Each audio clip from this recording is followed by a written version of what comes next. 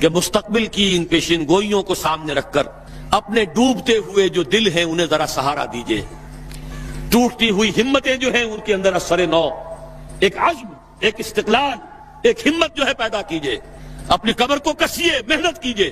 اس ایلیا کے بارے میں حضور نے خبر دی، اس حدیث سے معلوم ہوا کہ یہ مسلمانوں کے ہاتھوں سے نکل چکا ہوگا، لیکن ان کو لینے والے خراسان سے چل کر آئیں گے، کوئی مشرق، کوئی اور ملک کے لوگ نہیں لے سکیں گے۔ نوٹ کیجئے ذرا حدیث کو۔ یہ ایلیا تاریخی اعتبار سے مسلمانوں کے ہاتھ سے 2 دفعہ نکلا ہے۔ پہلے عربوں کے ہاتھ سے نکلا، لیکن عرب واپس نہیں لے سکے۔ کس نے واپس لیا؟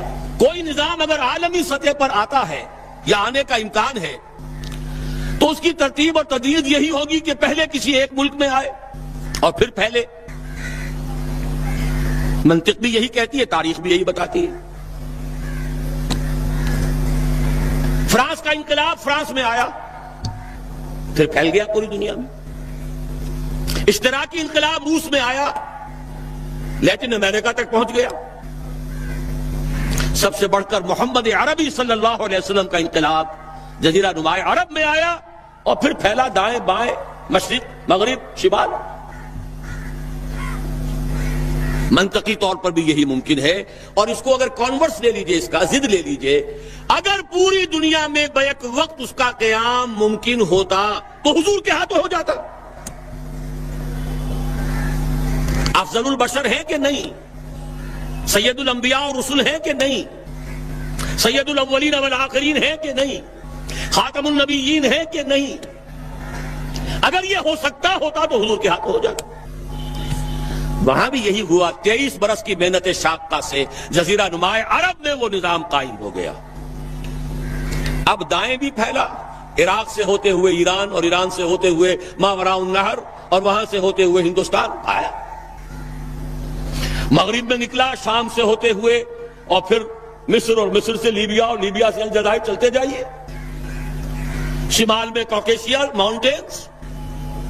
یہی تدریج ہو سکتی ہے نا، اب بھی یہی ہوگی، لیکن سوال یہ ہے کہ کیا کوئی انڈیکیشن ہے، کوئی اشارات ہیں،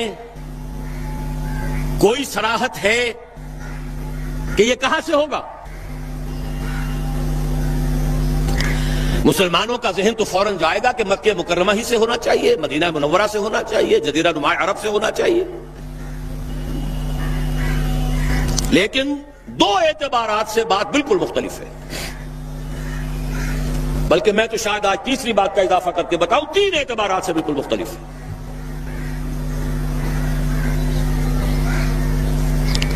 پہلی بات ہے پچھلے 400 برس کی تاریخ۔ ختم نبوت کے بعد اہم ترین دینی منصب مجددین کا ہے۔ ان اللہ یبعث فی هذه الامة على راس كل 100 عام من یجدد لها دینها۔ اللہ تعالیٰ اس امت میں ہر صدی کے سرے پر ایسے لوگوں کو اٹھاتا رہے گا جو اس کے دین کو تازہ کر دیں گے۔ سنن ابی داؤد کی روایت ہے، مجددین کا سارا تصور۔ اب نوٹ کیجئے کہ 1000 برس تک سارے مجددین عالم عرب میں آئے۔ عمر بن عبدالعزیز سے شروع ہو جائیے، عمر بن عبدالعزیز ہے، اور پھر امام ابو حنیفہ ہے، امام شافعی ہے، امام مالک ہے، امام احمد ابن حنبل ہے، غزالی ہے، ابن تیمیہ ہے، شیخ عبد القادر جیلانی، گنتے جائیے، سب کے سب کہاں۔ اور جیسے ہی 1000 برس ختم ہوئے، الف ثانی شروع ہوا، دوسرا 1000 سال امت کی تاریخ کا۔ مرکز ثقل جو ہے اس امت کا، ہندوستان کو منتقل کر دیا گیا۔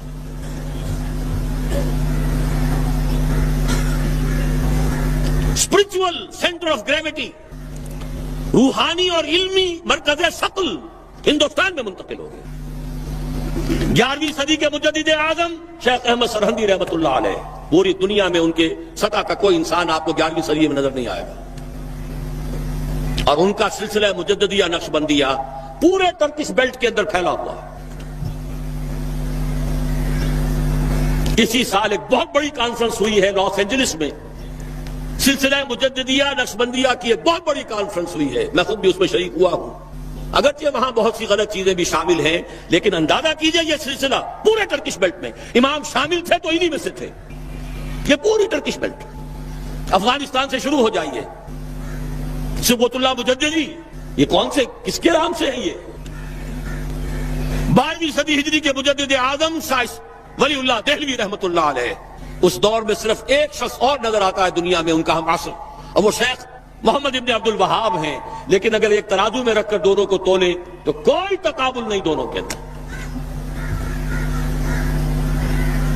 جامع معقول و منقول، جامع ظاہر و باطن، چاروں ڈائمنشنز کے حوالے سے جامع ترین شخصیت شاہ ولی اللہ دہلوی کی ہے رحمت اللہ علیہ. 13ویں صدی ہجری میں جہاد بہت سے ہوئے ہیں. سنوسی نے بھی جہاد کیا ہے، مہدی سوڈانی نے بھی کیا ہے، لیکن سب سے عظیم جہاد سید احمد بریلوی اور شاہ اسماعیل شہید رحمہ اللہ، وہ کہاں ہوا؟ ہندوستان. 14ویں صدی میں یوں تو ہمارے ہاں بہت سے لوگوں نے اپنے اپنے مجدد جو ہے منتخب کر لیے ہیں. تھانوی حضرات کے نزدیک مولانا اشرف علی تھانوی رحمت اللہ علیہ نصر مجدد جامع المجددین ہے. بریلوی حضرات کے نزدیک شاہ احمد رضا خان بریلوی وہ بہت بڑے مجدد ہیں وغیرہ وغیرہ. لیکن میرا اپنا تجزیہ ہے، میں اپنی پوری کتاب میں بھی واضح کر چکا ہوں. علماء کے طبقے کی عظیم ترین شخصیت مجدد اعظم 14ویں صدی کے شیخ الہند مولانا محمود حسن اسیر مالٹا، جس کو انگریز نے گرفتار کر کے ہندوستان میں نہیں رکھا، مالٹا میں رکھا ہے. اقبال کے نفس سے ہے لالے کی آگ تیز، ایسے غزل سرا کو چمن سے نکال دو. اس کے علاوہ جو عظیم شخصیتیں ہندوستان نے پیدا کی ہے ان کے پاسنگ کے برابر بھی کوئی شخصیت عالم عرب میں نہیں. اقبال جیسا مفکر کہیں ہے؟ مولانا مودودی جیسا مصنف کہیں ہے؟ مولانا الیاس جیسا مبلغ کہیں ہے؟ عالمی سطح پر عالم عرب ہو یا عالم عجم ہو، اگر کوئی ڈنکا بول رہا ہے تو مولانا مودودی کی کتابوں کا ہے، مولانا الیاس کی تبلیغی جماعت کا ہے، اور دنیا کے کسی ملک سے اٹھنے والی کسی جماعت کا عالمی سطح پر کوئی اثر نہیں. سب اپنے اپنے علاقے کے ہیں، سب اپنے اپنے علاقے میں کام ہے، کوئی کسی کو جانتا بھی نہیں. اور فلسفیکل لیول پر، انٹلیکچوئل لیول پر علامہ اقبال واحد شخص ہے، کوئی دوسرا ہے ہی نہیں. تقابل تو وہاں کیا جائے جہاں کوئی دوسرا ہو، تو دوسرا ہے ہی نہیں. یہ کیا سب کچھ یوں ہی ہو رہا ہے، ایٹ رینڈم ہو رہا ہے، یا کوئی حکمت خداوندی ہے؟ یدبر الامر من السماء الى الارض، تدبیر خداوندی جو ہے، یدبر الامر من السماء الى الارض ثم يعرج اليه في يوم كان مقداره 1000 سنة مما تعدون. اللہ کی تدبیر تو ہزار برس کی ہوتی ہے. 400 برس کی تاریخ آپ کو میں نے بتا دی ٹھیک دینی اعتبار سے. اس میں اضافہ کیجئے وہ جو کولونیل رول تھا اس سے آزادی تمام مسلمان ملکوں میں چلی، تحریک چلی ہے نا، لیکن اسلام کا نعرہ صرف تحریک پاکستان کے لیے لگا. عربوں نے عرب نیشنلزم کا حوالہ لیا ہے، سہارا لیا ہے. خلافت ختم ہو رہی تھی، احتجاجی تحریک صرف ہندوستان میں چلی، باقی پوری دنیا کے مسلمانوں نے یہ بھی محسوس نہیں کیا. جیسے کہ حضور نے فرمایا ہے کہ ایک منافق کو بھی گناہ کرنے سے کچھ احساس تو ہوتا ہے، بھائی اتنا ہی ہوتا ہے جیسے ناک پر مکھی بیٹھی تھی اسے اڑا دیا. اس سے زیادہ احساس خلافت کے خاتمے کا پوری دنیا میں کہیں نہیں. اور یہاں مشرق سے مغرب، شمال سے جنوب، بونی اماں محمد علی کی جان بیٹا خلافت میں دے دو. ہندوؤں کو شریک ہونا پڑا خلافت کی تحریک. قرارداد مقاصد پاس ہو گئی. 10 کروڑ انسانوں کی نمائندہ اسمبلی کہہ رہی ہے we wash our hands off the claim of sovereignty. ہم حاکمیت کے دعوے سے دستبردار ہوتے ہیں. سروری زیبا فقط اس ذات بے ہمتا کو ہے، حکمراں ہے ایک وہی، باقی بتان آزری.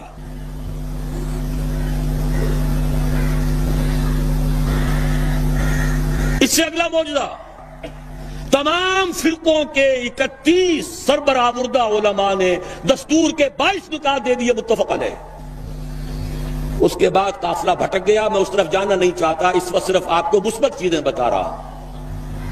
بھٹک کر ہم نے اپنی منزل دور کر لی ہے. واپس آ جائیں گے تو انشاءاللہ یہ پچھلے سنگھائے میل، یہ ہمارے حوصلوں کو بڑھانے کے لیے ان کی یاد تازہ کرنا. تازہ خواہی داشتن گر داغ ہائے سینہ را، گاہے گاہے باز کھائیں داستان پاری نہ رہا. اس کو نوٹ کیجئے، اس لیے یاد دلا رہا ہوں کہ کچھ مشیت عزدی ہے اس علاقے سے. اب آئیے احادیث کی طرف. 3 حدیثیں ہم نے کوٹ کی ہیں. عن عبداللہ ابن الحارث رضی اللہ عنہ، ابن ماجہ کی روایت ہے یہ، سنن ابن ماجہ، عن عبداللہ ابن الحارث رضی اللہ عنہ قال قال رسول اللہ صلی اللہ علیہ وسلم یخرج ناس من المشرق یؤتئون للمہدی یعنی سلطانہ،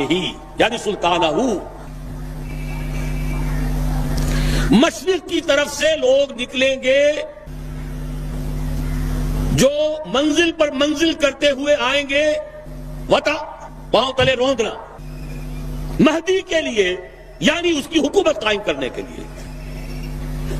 مہدی کا ظہور جو بھی ہمارے پاس روایات ہیں وہ یہی ہے کہ ان کا ظہور تو عالم عرب ہی میں ہوگا، مکے ہی میں، وہی ان سے بیعت ہوگی۔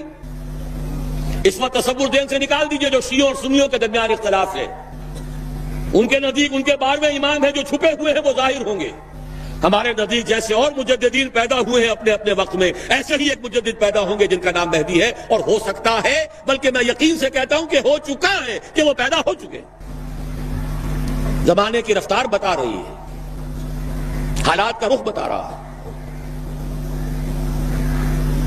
لہذا یہ شیعہ سنی فرق کو ذہن سے اس وقت نکال دیں۔ جیسے مجدد الفسانی کھڑے ہوئے، جیسے احمد ابن حنبل کھڑے ہوئے، ایسے ہی ایک اللہ کا بندہ حضرت فاطمہ رضی اللہ تعالی عنہا کی نسل سے، حضرت حسن کی اولاد میں سے ہوگا، اور اس کا وہی سے آغاز ہوگا، لیکن وہاں سے آغاز تو ہوگا، اس کی حکومت جمانے کے لیے فوجیں مشرق سے چل کر آئیں گی۔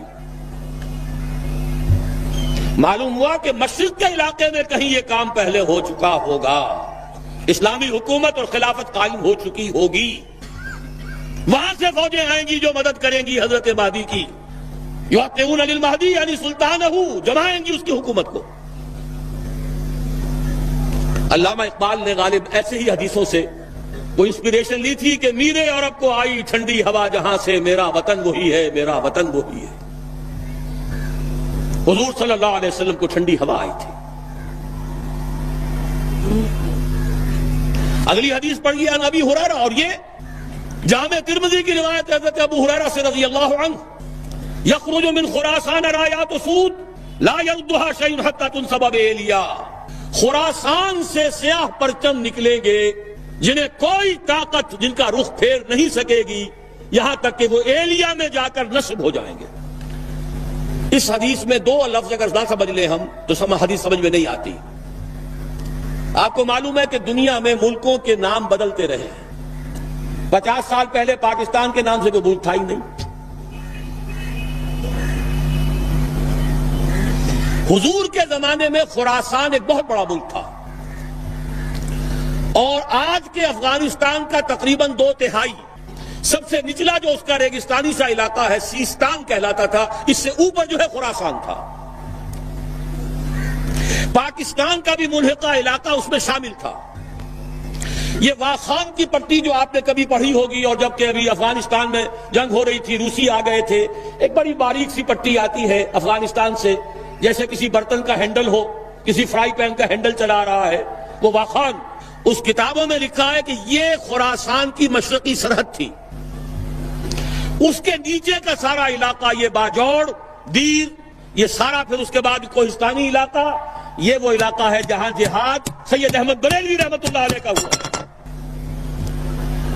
خراسان میں اس کے علاوہ تھوڑا سا علاقہ ایران کا شامل ہے، جو اب بھی خراسان کہلاتا ہے، چھوٹا سا صوبہ ہے، اور ایک پھر ماوراء النہر کا یہ علاقہ جو ابھی آزاد ہوا ہے روس کے تسلط سے، یہ بھی اس میں شامل تھا۔ یہ پورا ایک ملک کہلاتا تھا خراسان۔ اس سے ادھر کا جو ایران آج کا ہے وہ اصفہان کہلاتا تھا۔ اس خراسان کے علاقے سے فرمایا حضور نے کہ فوجیں نکلیں گی سیاہ علم لے کر، سیاہ پرچم لے کر۔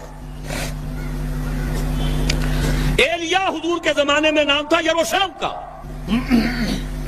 یروشلم کو سن 70 عیسوی میں جب تباہ و برباد کیا ہے ٹائٹس رومی نے، بالکل تباہ و برباد کر دیا، اس کو پھر اجاڑ دیا جیسے کبھی نیبوکڈنیزر نے اجاڑا تھا۔ اس کے بعد ایمپرر ہیڈریان تھا ایک رومن ایمپرر، اس نے دوبارہ آباد کر کے اس کا نام بھی رکھا ہے ایلیا، اب وہ یروشلم نہیں تھا۔ اور سن 70 عیسوی سے ان کا جو سیکنڈ ٹیمپل تھا وہ گرا پڑا ہوا، آج تک گرا پڑا ہے، ایلیا کہلاتا تھا۔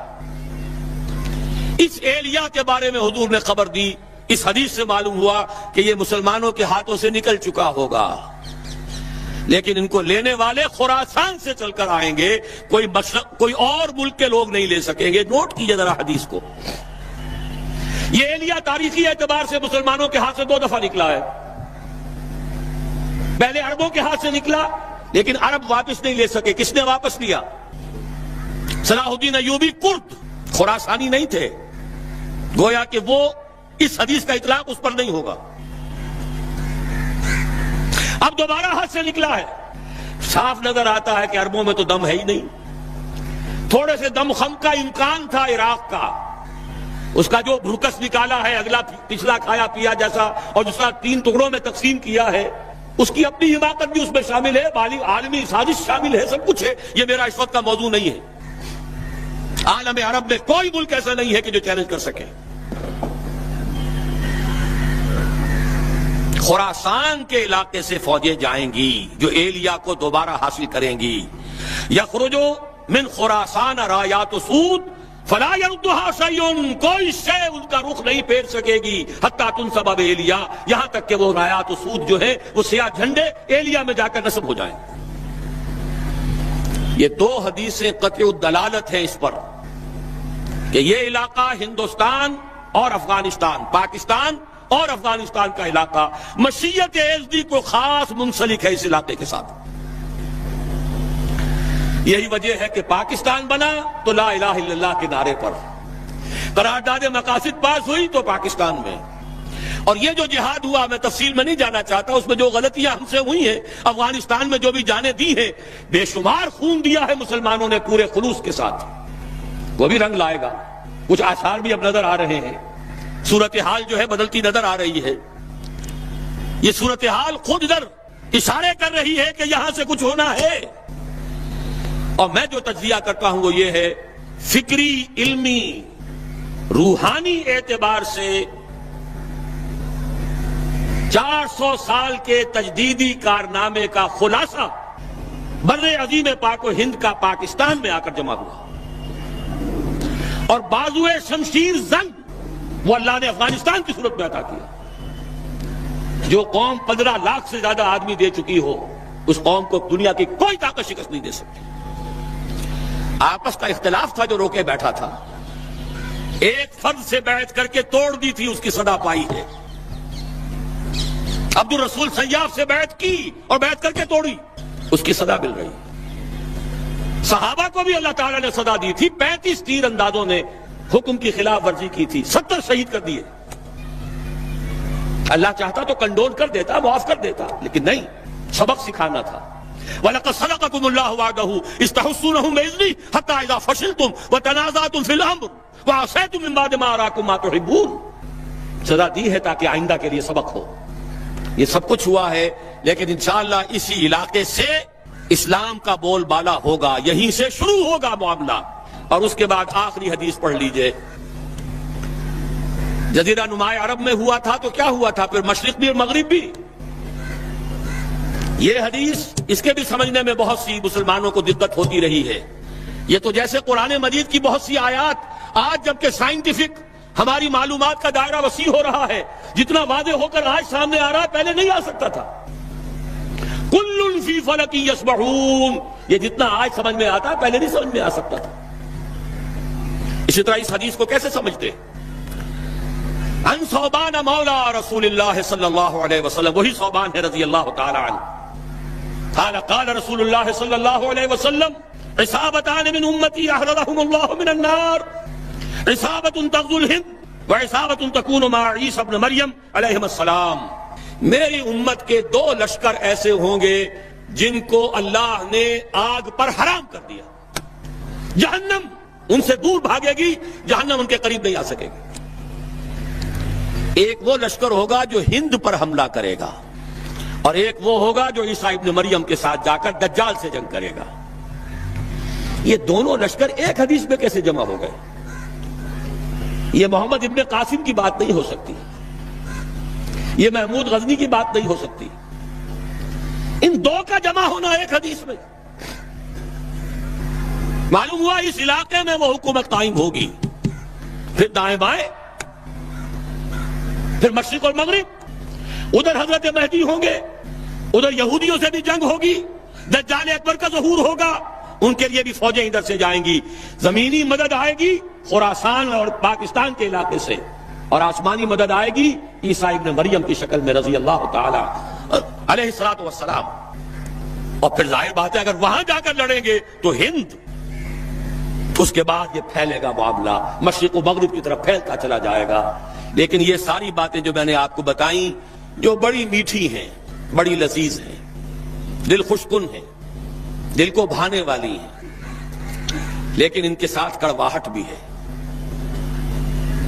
ان ساری پیشن گوئیوں کے بعد بھی وَمَنْ كَفَرَ بَعْدَ ذَلِكَ فَأُولَٰئِكَ هُمُ الْفَاسِقُونَ، پھر بھی جو کفران نعمت کریں، ہمارے اتنے پختہ وعدے، ہمارے نبی کی اتنی واضح پیشن گوئیاں، اور پھر محروم رہ جاؤ، پھر زمین جنبت نہ جنبت گل محمد، پھر حرکت میں آنے کے لیے تیار نہ ہو، گویا کہ ہمارے ان وعدوں کی ناشکری ہو رہی ہے، ہمارے نبی کی ان پیشن گوئیوں کو ٹھکرایا جا رہا ہے۔ فَأُولَٰئِكَ هُمُ الْفَاسِقُونَ، وہ تو پھر بہت ہی ناہنجار ہیں، اس ناہنجاری کی سزا ہمیں مل رہی ہے۔ ہم بھٹک گئے تھے صحیح راستے پر آتے ہوئے، 1951 سے ہمارا قافلہ بھٹکا ہے، 1949 میں قرارداد مقاصد، 1950 میں تمام مذہبی فرقوں کے طرف سے متفق علیہ دستور کے 22 اصول، 51 سے الیکشن میں حصہ لے کر جو بیڑا غرق کیا ہے، اسلام کی منزل جو کھوٹی کی ہے، اسلام کو ایک پولیٹیکل ایشو بنا کر، ایک پارٹی ایشو بنا کر، متنازع مسئلہ بنا کر، اور پھر 5 جماعتیں اسلام کے نام پر ووٹ لینے کے لیے میدان میں آئی، تو جو کچھ حشر ہوا ہے وہ ہمارے سامنے ہے۔ لیکن یہ میرا موضوع اس وقت کا نہیں ہے، اس وقت میں صرف یہی چاہتا ہوں کہ مستقبل کی ان پیشن گوئیوں کو سامنے رکھ کر اپنے ڈوبتے ہوئے جو دل ہیں انہیں ذرا سہارا دیجئے، ٹوٹتی ہوئی ہمتیں جو ہیں ان کے اندر اثر نو، ایک عزم، ایک استقلال، ایک ہمت جو ہے پیدا کیجئے، اپنی قبر کو کسیے، محنت کیجئے۔ یا ایھا الذین آمنوا هل ادلکم علی تجارۃ تنجیکم من عذاب علیم تؤمنون باللہ ورسولہ وتجاہدون فی سبیل اللہ باموالکم وانفسکم ذالکم خیر لکم ان کنتم تعلمون۔ اس کے لیے کمر کسنی ہے، وہ اس میں شامل ہے۔ سرائے سینہ تو ہے ہی ہے، وہاں تو انہیں ان کا قرآن جو ہے وہ تو نازل ہوا تھا سرائے سینہ کے اندر، حضرت موسیٰ علیہ السلام کو جو دیے گئی تھی تورات تو سرائے سینہ میں دی گئی تھی نا، وہی تو۔ پھر فلسطین سارا ان کا ہے، شام سارا ان کا ہے، عراق پہلے کہتے تھے فرات تک ہمارا، اب کہتے نہیں دجلہ تک ہمارا، تاکہ جو دوآبا ہے وہاں پر جو بہت ہی زرخیز علاقہ ہے، دجلہ اور فرات کے درمیان دوآبا، وہ بھی سارا ہمارا ہے۔ نیچے اتریے، شمالی حجاز ہمارا ہے انکلوڈنگ مدینہ، ہمارے 3 قبیلے یہاں تھے جہاں سے کہ محمد نے ان کو نکالا تھا صلی اللہ علیہ وسلم۔ خیبر یہاں تھا جہاں سے کہ اکھاڑ کر پھینکا تھا ان کو۔ ترکی کا بھی جنوبی علاقہ ہمارا ہے، یہ پورا علاقہ ہے۔ گریٹر اسرائیل یہ قائم کرنا یہ ان کا خواب ہے۔ آب روان کبیر تیرے کنارے کوئی دیکھ رہا ہے کسی اور زمانے کے خواب۔ ان خوابوں کو بلیک اینڈ وائٹ کے اندر لے آیا گیا تھا سن 1897 میں۔ بیسل ایک شہر ہے سوئٹزرلینڈ میں جہاں ایلڈرز آف زائن جمع ہوئے تھے، یہودیوں کے بڑے چوٹی کے لیڈر، اور پروٹوکولز انہوں نے مرتب کیے تھے اور اسی میں اپنا ہدف بنایا تھا گریٹ اسرائیل، گریٹر اسرائیل۔ نمبر 2 ٹارگٹ ان کا کیا ہے؟ مسجد اقصی کو گرانا، قبۃ الصخرہ کو گرانا، 3rd ٹیمپل قائم کرنا۔ وہ جو معبد سلیمانی، ہم تو اسے مسجد اقصی کہیں گے، ایک نبی کا بنایا ہوا تھا تو مسجد ہی تھی، وہ اسے ٹیمپل کہتے ہیں۔ معبد سلیمانی میں سمجھتا ہوں کہ دونوں کو کور کر جائے گا۔ 1000 قبل مسیح کے اندر وہ تعمیر ہوا، 587 قبل مسیح میں گرا دیا گیا، 100-150 سال کے بعد پھر ریکنسٹرکٹ ہوا، 70 عیسوی میں پھر گرا دیا گیا اور آج تک گرا پڑا ہے۔ صرف ایک ویلنگ وال ہے جہاں جا کر روتے ہیں، ماتم سا کرتے ہیں، تورات پڑھتے ہیں ہلتے ہوئے، اور اس کا کوئی نام و نشانی نہیں۔ لیکن یہ معلوم ہے کہ اس جگہ تھا جہاں مسجد اقصی اور قبۃ الصخرہ، تو اس کو گرانا ہے، اس کو بنانا ہے۔ اور نمبر 3، پوری دنیا کو اپنے مالیاتی استحصال کے اندر جکڑ لینا، تھرو ورلڈ بینک، تھرو ملٹی نیشنلز، تھرو گلوبلائزیشن، تھرو ٹرپس، سب کو جکڑ لینا کہ تمام دنیا جو انسان، جتنے انسان ہیں دنیا میں، وہ حیوان بن جائیں، کام کریں کام کریں کام کریں کام کریں، اور جو کچھ کمائیں اس کی ملائی ہم سود کی شکل میں کھینچتے چلے جائیں، چھاچ ان کے لیے چھوڑ دیں تاکہ پئیں، تاکہ اگلے دن بھی کام کر سکیں۔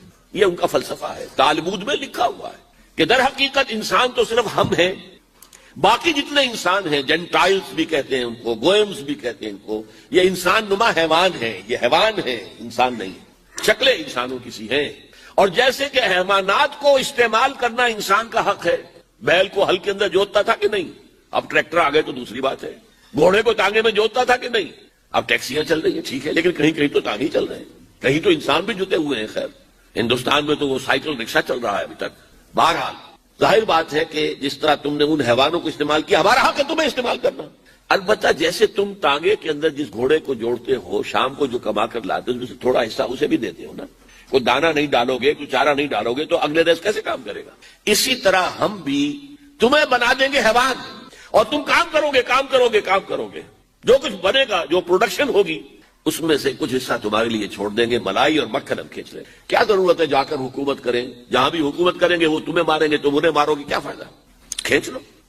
یہ 3 خواب ہیں یہود کے، اور اب یہودیوں کے اعلی کار ہیں اس وقت عیسائیوں میں سے بالخصوص پروٹیسٹنٹس.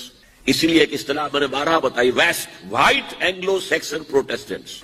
ویسٹ جو ہے وہ بھیڑ کو کہتے ہیں، وہ کاٹ جاتی ہے کہیں تو پھر وہ سوج جاتا ہے آدمی، تو وہ ویسٹ جو ہے WASP، white Anglo Saxon Protestants, یہ سب سے بڑے اعلی کار ہیں یہود. اور ان میں سے بھی بالاخص، ایک تو میں نے بالخصوص کہا، ایک بالاخص ایونجلسٹ، یہ جو ایک عظیم تحریک ہے امریکہ کے اندر، انجیل پڑھو اور انجیل کی پیروی کرو.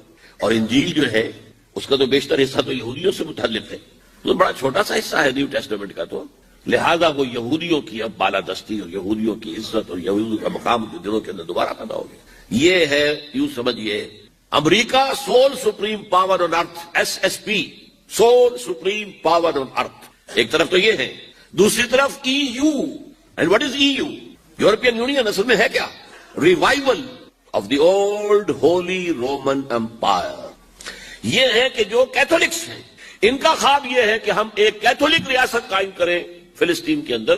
ہمارا عیسیٰ یہاں پیدا ہوا، یہاں پلا بڑھا، یہاں پر اس نے واز کہے، یہیں پر اسے سوری دی گئی. ہمارا علاقہ یہ تو یہودی تو کہیں بہت پرانے دور کے باتیں کر رہے ہیں، موسٹ ریسنٹ تو ہمارا معاملہ ہے، علاقہ ہمارا ہے. یہ ان کی آپس کی کنٹروورسی ہے، کیتھولکس کی اور پروٹیسٹنٹس کی. دی فائنل کروسیڈ، آخری کروسیڈ اب دوبارہ آئے گا.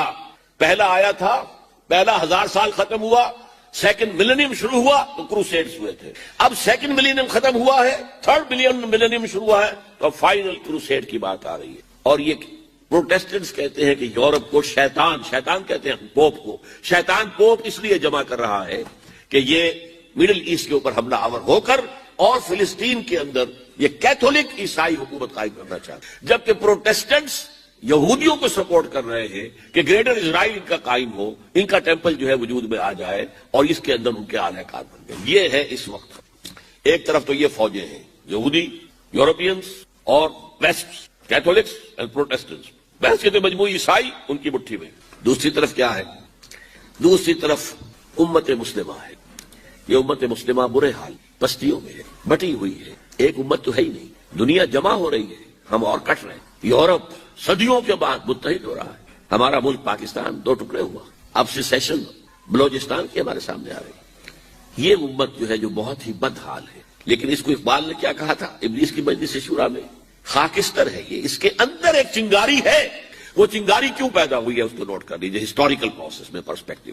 جیسے ہی یورپی استعمار کا بستر لپٹنا شروع ہوا، یہاں سے انگریز گئے 47 میں، 1947 میں، ادھر سے وہ بلندیزی چلے گئے آپ کے انڈونیشیا سے، اور کہیں سے فرانسیسی چلے گئے، لیبیا سے اطالوی چلے گئے، الجزائر سے فرانسیسی چلے گئے، مصر سے انگریزوں کو اٹھا کر صدر ناصر نے میڈیٹرینین کے اندر پھینک دیا.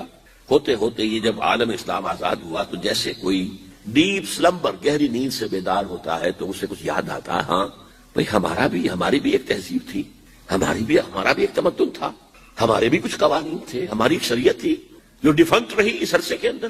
یہ تو انگریز کا بنایا ہوا ضابطہ فوجداری، انگریز کا بنایا ہوا ضابطہ دیوانی، ہم اس کے تحت زندگی گزار رہے تھے. وہ اسلام کا تعزیراتی قانون کہاں ہے؟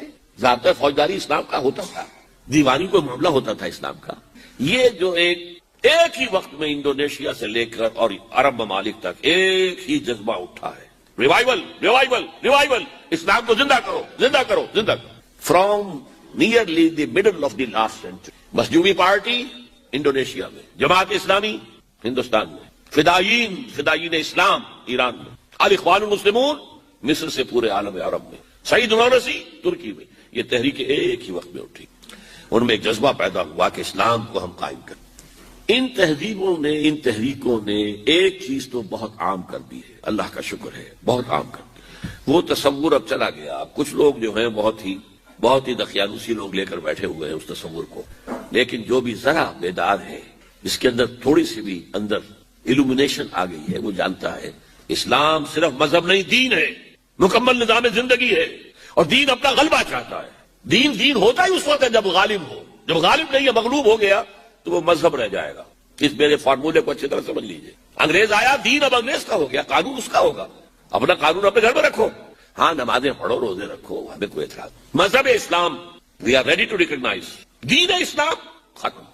دیکھیے آج یہ چیز اپنے کلائمیکس کو پہنچ گئی، آج سول سپریم پاور آن ارتھ امریکہ کہہ رہا ہے دین اسلام اسے ہم ختم کر کے رہیں گے، کچل کر رہیں گے، مذہب اسلام اسے ہم امبریس کرنے کو تیار۔ اور میں کہتا ہوں کہ جب وہ کہتا ہے کہ ہم اسلام کے دشمن نہیں ہیں تو جھوٹ نہیں کہتا، سچ کہتا۔ وہ کہہ سکتے ہیں دیکھو تم امریکہ آئے، تم نے ہمارے چرچ خریدے اور مسجدیں بنا لی، ڈیڈ وی آبجیکٹ؟ ہم نے کوئی اعتراض کیا؟ یو پرچیز سینیگوگس، یہودیوں کی عبادت گاہیں، انہوں نے مسجد بنا لیا، ہم نے کبھی روکا؟ تم نے ہزارہا افرو امریکنز کو مسلمان بنا لیا، ہم نے اعتراض کیا؟ تم نمازیں پڑھتے ہو، ہم نے روکا؟ تم نے اسلامک سینٹرز بنائے، ہم نے روکا؟ اسلام مذہب کی حیثیت سے تم روزے رکھتے ہو تو اب ایک افطاری بھی تمہیں دینے کو تیار ہے، وائٹ ہاؤس میں ایک افطاری دیں گے، سیلیبریٹ کریں گے تمہارا منتھ آف فاسٹنگ، تمہاری عید اور بقرعید پر ہم یادگاری ٹکٹ ایشو کر دیں گے، کرتے ہیں ابھی۔ تو we are not against your religion as Islam is acceptable to us, لیکن نظام سیاسی، معاشی، سماجی نظام یہ ہمارا ہوگا۔ یہ بات ابھی چند دن پہلے میرے ذہن میں آئی ہے، ظاہر بات ہے جب تک زندہ ہوں نئے خیالات تو آئیں گے۔ آج 1400 برس بعد تاریخ جو ہے 180 درجہ اس نے موڑ کھا لیا۔ یہی بات ہماری تھی، ہم نے کیا کہا تھا؟ تم یا اسلام لاؤ، ہمارے برابر کے ساتھی ہو جاؤ، یا چھوٹے بن کر رہو، مذہب تمہارا ہوگا، دین ہمارا ہوگا، اور ورنہ آؤ میدان میں، تلوار ہمارے درمیان فیصلہ کرے گی۔ آج یہی بات بش کہہ رہا ہے، نظام ہمارا ہوگا، تم ہندو رہو، مسلم رہو، سکھ رہو، پارسی رہو، عیسائی رہو، بتوں کو پوجو، ایک خدا کو پوجو، انسین کو پوجو، درختوں کو پوجو، آلہ تناسل کو پوجو، جس کو چاہو پوجو، وی ڈونٹ آبجیکٹ، کوئی تہوار بناؤ، ہمیں کوئی اعتراض نہیں، لیکن نظام دی پولیٹیکل سوشو اکنامک سسٹم وہ ہمارا رہے۔ یہ بالکل یوں سمجھیے کہ 180 درجے میں تاریخ نے موڑ کھا لیا۔ ہم نے کہا تھا، یہ مانیے آج، وی کانٹ ڈینائی اٹ۔ جب میں نے کہا تھا نا 3 کالمز نکلے، شرقن غربن شمال، ان کا کہنا کیا تھا؟ جہاں گئے دیکھو بھائی اسلام لے آؤ، تم ہمارے برابر کے بھائی ہوگے۔ ہم یہ بھی نہیں کہیں گے کہ ہم سینئر ہیں تم جونیئر ہو، ہمارے حق زیادہ ہے تمہارے کم، نہیں، برابر بالکل۔ اگر اسلام نہیں لاتے تو چھوٹے بن کر رہو، دین نظام ہمارا ہوگا، مذہب تم رکھ سکتے ہو، عیسائی ہو، پادری ہو، جو بھی ہو، عیسائی، یہودی، جو چاہو رکھ سکتے ہیں، اور ورنہ آؤ میدان میں تلوار فیصلہ کرے۔ یہ تمام ہر جگہ پر یہی کہا گیا۔ ابھی ہم نے حدیث پڑھی ہے، لیکن یہ اس وقت کی نہیں ہے، یہ ابھی ذرا اور آگے کی دور کی بات ہے۔ لا یبقى علی ظہر الارض بیت مدر ولا وبر الا ادخلہ اللہ کلمۃ الاسلام بذل ذلیل او عز عزیز۔ یا تو اللہ تعالیٰ اس گھر والے کو اسلام کی توفیق دے گا، اسلام اس کے گھر میں داخل ہوگا، اس کا بھی احساس ہوگا، اور یا وہ چھوٹا ہو کر رہے گا، ہاتھ سے جزیہ پیش کرے گا، یعطوا الجزیۃ عن ید وہم صاغرون۔ غلبہ اسلام کا ہوگا، دین اسلام کا ہوگا۔ بہرحال یہ تحریکیں جو ہیں اس میں بہت کچھ، ایک تو پازیٹیو اثر نکل چکا ہے، وہ باقی ہے، وہ ختم ہونے والا نہیں ہے، کہ کچھ صدیوں کے انحطاط اور زوال کی وجہ سے ہم سمجھ بیٹھے تھے کہ اسلام بھی بس ایک مذہب ہے، اب ہم سمجھتے نہیں، اسلام دین ہے، اور یہ غلبہ چاہتا ہے۔ لیکن یہ تحریکیں سب کی سب ناکام ہوئی۔ اس کی 2 وجوہات ہیں، ویسے میری کتابوں میں تفصیل سے بحثیں ہیں ان پر۔ پہلی وجہ یہ ہے کہ ان تحریکوں نے اسلام اور اس کے نظام پر تو بہت توجہ دی ہے، ایمان پر توجہ نہیں دی۔ اسلام ایک عمارت ہے جس کے نیچے بنیاد ایمان ہے، جب تک ایمان قوی نہیں ہوگا، لیونگ تھروبنگ ایمان، برننگ ایمان وتھ کنوکشن، اس وقت تک یہ مہم سر نہیں ہو سکتی۔ اور نمبر 2، میتھڈالوجیز انہوں نے جو ہم اصل تحریکیں تھیں ان سے بورو کر لی، کمیونسٹوں سے لے لی، سوشلسٹوں سے لے لی، فاشسٹوں سے لے لی، اور گوریلوں سے لے لی، یہ ساری جو ہے بوروڈ میتھڈالوجیز ہیں، حالانکہ اس میتھڈالوجی لینی چاہیے تھی سیرت محمد سے صلی اللہ علیہ وسلم۔ ان 2 غلطیوں کی وجہ سے یہ ساری تحریکیں ناکام ہوں۔ الاخوان تقریباً ختم ہے، جماعت اسلامی تقریباً ختم، اور بھی تحریکیں، فدائین اسلام کا تو پھر کہیں ذکر ہی نہیں ملا، یہ تو بعد میں وہاں مجاہدین خلق وغیرہ پیدا ہوئے، لہذا یہ تحریکیں ناکام ہو چکی۔ اور اب ہونے والا کیا ہے اس کیفیت میں نے بتا دیا، ایک طرف وہ ہے، ایک طرف یہ ہے۔ اب جو ہونے والا ہے نمبر 1 فوری طور پر تیسری عالمگیر جنگ جو سر پر کھڑی ہوئی ہے، آرمگیڈون جسے وہ کہتے ہیں بائبل کی اصطلاح میں، اور الملحمۃ الکبریٰ یا الملحمۃ العظمیٰ یہ حدیث کے اندر کہا گیا۔ متفق گردید رائے ابو علی بارائے من، انجیل کی آخری کتاب ریولیشنز آف جان، اس میں آرمگیڈون، اگر ڈکشنری میں دیکھیں گے تو آپ کو معنی ملیں گے آرمگیڈون کے، a very big war which will be fought between the forces of evil and good before the end of this world۔ اور اسی کا ذکر حضور نے کیا، بہت بڑی جنگ ہوگی، بہت بڑی جنگ ہوگی، مڈل ایسٹ اس کا میدان بنے گا، اور اس جنگ کے اندر عربوں کا شدید نقصان، تہس نہس ہوگی۔ حضور نے فرمایا کہ ایک باپ کے اگر 100 بیٹے ہوں گے تو 99 ختم ہو جائیں گے، ایک بچے گا۔ یہ حدیث کتاب الملاحم پڑھیے۔ یہ ملاحم کسے کہتے ہیں؟ لحم، گوشت کو کہتے ہیں۔ جنگوں میں کیا ہوتا ہے؟ گوشت کے ٹکڑے اڑتے ہیں نا، اسی طرح ملحم کہتے ہیں عرب، سعودی عرب میں آپ نے دیکھا ہوگا قصائی کی دکان جو ملحم ہے، گوشت لحم جہاں پر کاٹ کاٹ کے بیچا جاتا ہے، ملحم۔ تو ملحمہ جنگ کو کہتے ہیں، ملاحم اس کی جمع ہے۔ الملحمۃ العظمیٰ، الملحمۃ الکبریٰ، یہ 2 الفاظ حدیث میں ہیں۔ عربوں پر یہ عذاب کیوں آئے گا؟ سمجھ لیجئے کہ امت مسلمہ اگرچہ پوری مجرم ہے، اس وقت پوری دنیا میں کسی ایک ملک کے اندر بھی اسلام کا نظام قائم نہیں، اور اسی لیے ضربت علیہم الذلۃ والمسکنۃ وباؤوا بغضب من اللہ، آج ہم اس عذاب میں مبتلا ہیں۔ میری کتاب موجود ہے اس پر، سابق اور موجودہ مسلمان امتوں کا ماضی، حال اور مستقبل ہے آج کیوں ذلیل کہ کل تک نہ تھی پسند گستاخی فرشتہ ہماری جناب میں۔ اس کا جواب دیکھیے ہے، ان میں سب سے بڑے مجرم عرب ہیں، جن کا جتنا اونچا رتبہ ہوتا ہے اتنا ہی پھر ان کی جرم کی سزا بھی سخت ہوتی ہے۔ ازواج مطہرات سے کہہ دیا گیا تھا کہ تم کوئی غلط حرکت کرو گی تمہیں 2 سزا ملے، تم محمد کے گھر میں رہتی ہو صلی اللہ علیہ وسلم۔ اسی طرح عربوں میں سے تھے حضور، رسول عربی، رسول ہاشمی، اور نمبر 2 ان کی مادری زبان میں اللہ کا کلام موجود ہے، انہیں اسے سمجھنے کے لیے کوئی مشقت اور محنت نہیں کرنا۔ پھر بھی مغربی کولونیل کا بستر جیسے جیسے طے ہونا شروع ہوا اور عرب ممالک آزاد ہونے شروع ہوئے، کسی نے ماسکو کو قبلہ بنا لیا، کسی نے واشنگٹن کو، اسلام کو کسی نے اپنا قبلہ لیا۔ میرے اپنے اندازے میں ہولوکاسٹ جو ہوا تھا پچھلی صدی میں، اس کو 10 سے ضرب دے دیجئے، اتنا بڑا ہولوکاسٹ مڈل ایسٹ میں ہوگا اس ملحمۃ العظمیٰ اور ملحمۃ الکبریٰ کے اندر۔ بہت برے دن آ رہے ہیں، بہت برے دن آ رہے ہیں، بہت برے دن آ رہے ہیں۔ البتہ اس کے بعد پانسا پلٹے، اس پانسا پلٹنے کی کیا وجہ ہوگی وہ بھی میں آپ کو بتا دوں۔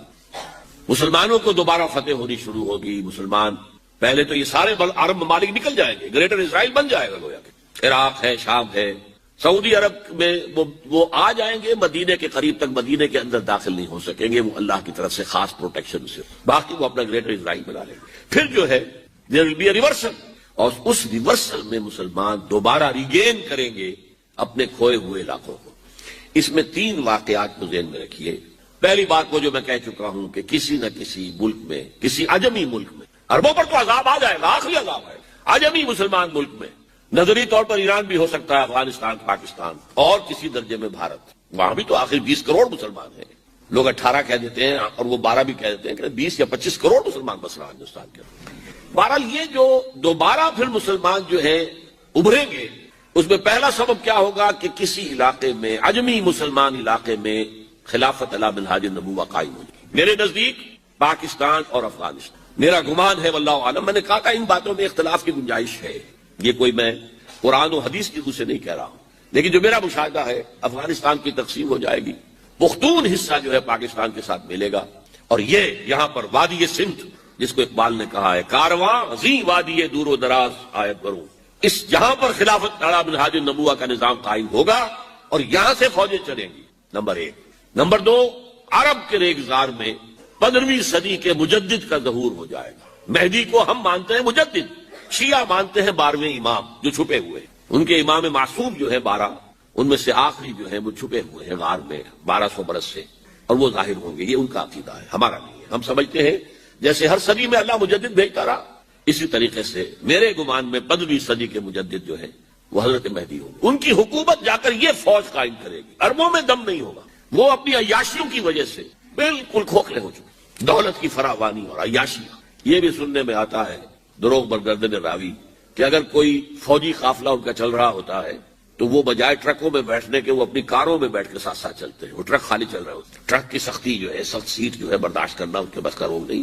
بہرحال یخرج ناس من المشرق یعطون للمہدی، یعنی سلطان اس کی حکومت کو مستحکم۔ پھر حضرت مہدی کی طرف سے شروع ہوگا معاملہ جہاد، اور یہ سارا جو ملک چھوٹ ہم مسلمانوں کے ہاتھ سے نکل گئے تھے یہ واپس لے. اس میں ایک کوشچن ہے جو میرے ذہن میں بہت عرصے سے تھا اور جس کا کہ جواب اب مجھے سوچا ہے. واللہ عالم، یہ ساری باتیں میں کہہ رہا ہوں میرے گمان ہیں. کیسے ہوگا کہ اتنی بڑی طاقت ایٹمک پاورز کے مقابلے میں مسلمان دوبارہ میدان میں آ کر اور جیتتے چلے جائیں؟ میرا گمان یہ ہے، واللہ عالم، اس پورے معاملے کا سارا جو ہے